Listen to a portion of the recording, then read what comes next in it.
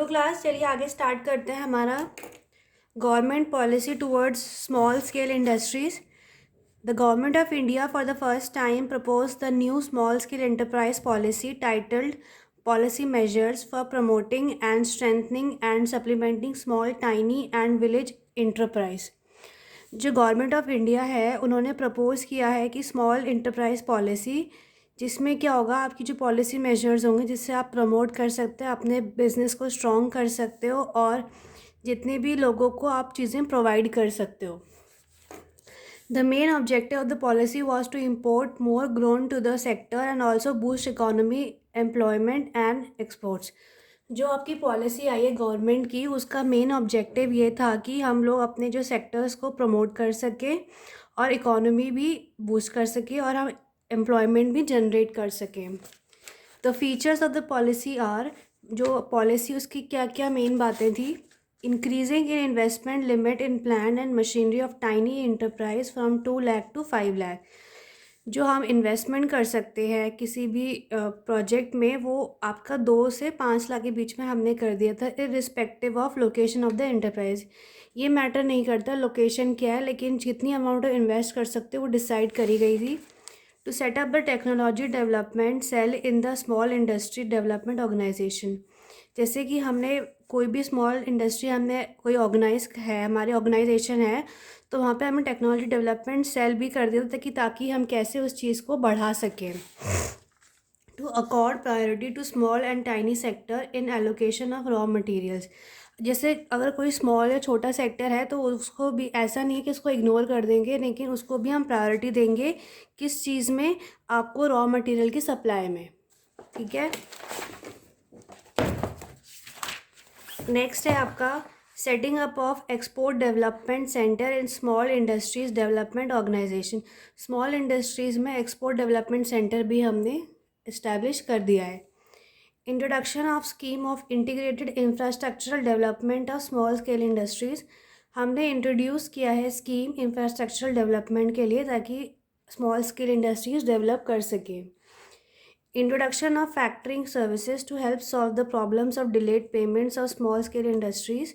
जैसे अगर मान लो स्मॉल स्केल इंडस्ट्रीज़ में आपकी पेमेंट डिले हो रही है, तो हमने फैक्टरिंग सर्विसेज को भी इंक्लूड कर दिया है जिससे इन चीज़ों में प्रॉब्लम ना आए।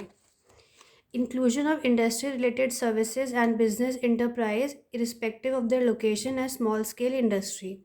हमने industry related sector and business enterprise को भी इस्टेब्लिश इंक्लूड कर दिया है। इसमें हम ये मैटर नहीं करता आपकी इंडस्ट्री स्मॉल है या बड़ी है, हमने ये चीज़ें इंक्लूड करें ताकि आपकी स्मॉल स्केल इंडस्ट्री की डेवलपमेंट अच्छे रेट पर हो। नेक्स्ट है आपका special schemes for technical entrepreneurship. देखो, requirement of technical assistance for business enterprises. अगर जो टेक्निकल क्या हेल्प चाहिए होती है बिजनेस को, पहला है plant location. The role of plant location is important for success of any business enterprise while choosing the business location. The following element should be taken in consideration. जो plant location की जो जगह होती है वो बहुत ज़्यादा इंपॉर्टेंट होती है आपके बिज़नेस को ग्रो करने के लिए। जब ये चीज़ हम चूज़ करते हैं तो हमें ये सारी बातों का ध्यान रखना पड़ता है। वो बातें क्या क्या है? Availability of raw material, availability of power, availability of labour, climatic condition, the cost of location. Raw material कितना अवेलेबल है, वहाँ पे पावर कितनी है, लेबर वहाँ पे अवेलेबल है काम करने के लिए, क्लाइमेटिक कंडीशन में ज़्यादा धूप तो नहीं है, ज़्यादा बारिश तो नहीं होती है वहाँ पे, और आपकी जो लोकेशन है उसकी कॉस्ट क्या है।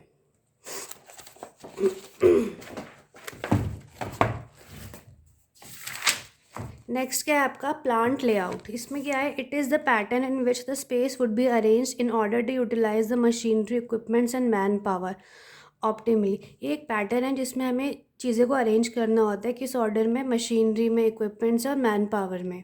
Since it can not be changed easily, proper planning of the layout should be conducted. जो हम प्लांट लेआउट को ईजिली हम चेंज नहीं कर सकते, इसीलिए हमें उसको प्रॉपर प्लानिंग से यूज़ करना होता है। The following variable should be kept in mind while planning layout. जो जितने भी वेरिएबल्स हैं इनको तो अपने दिमाग में रखना होता है जब हम एक लेआउट को प्लान करते हैं। पहला है स्पेस यूटिलाइज प्रॉपरली। हमें जो स्पेस जो हमें मिला है उसको हमें प्रॉपर तरीके से यूज़ करना है, मैक्सिमम यूज़ करना है।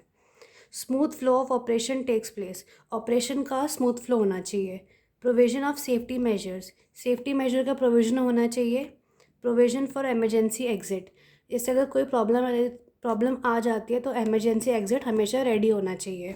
There is flexibility to introduce changes in future, मान लो आपका कोई काम एक तरीके से नहीं हो रहा तो हमें अपनी मेथड्स को फ्लेक्सिबल रखना चाहिए जिससे आपका काम ईजीली और एक बेटर तरीके से हो पाए। नेक्स्ट है आपका capacity planning. It is the productive capability of facility, the operation manager has to plan the capacity in such a manner that production operation has some degree of flexibility of expansion or reduction depending upon the market demand। जो आपका capacity planning है इसमें क्या होता है कि productive capability और facility होनी चाहिए। जो वहाँ का मैनेजर होता है उसको अपने प्लांट को इस तरह से यूज़ करना चाहिए जिससे आपका जो काम है हम उसको आराम से एक्सपैंड कर सकें या कम कर सकें, मतलब हर चीज़ में फ्लेक्सिबल होना चाहिए मार्केट के डिमांड के हिसाब से।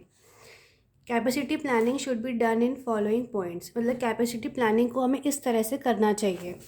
पहला है फ्लेक्सिबिलिटी ऑफ प्रोडक्शन। अगर डिमांड ज़्यादा है तो प्रोडक्शन आप ज़्यादा कर सकते हो, लेकिन अगर डिमांड नहीं है और फिर भी आप प्रोडक्शन ज़्यादा कर रहे हो तो आपका लॉस हो जाएगा।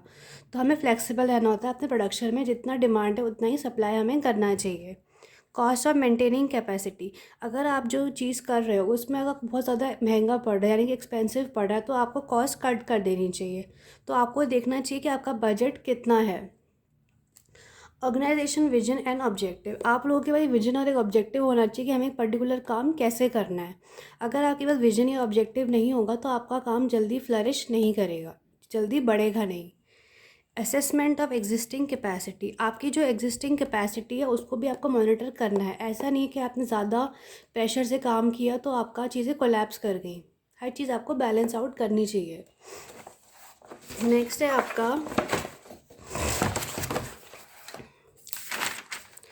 Schemes of entrepreneurs. स्कीम कौन कौन सी हैं गवर्नमेंट की? पहला है Ambedkar social innovation and incubation mission, ये आपकी पहली स्कीम है। Animal husbandry infrastructure development fund, ये एक फ़ंड है।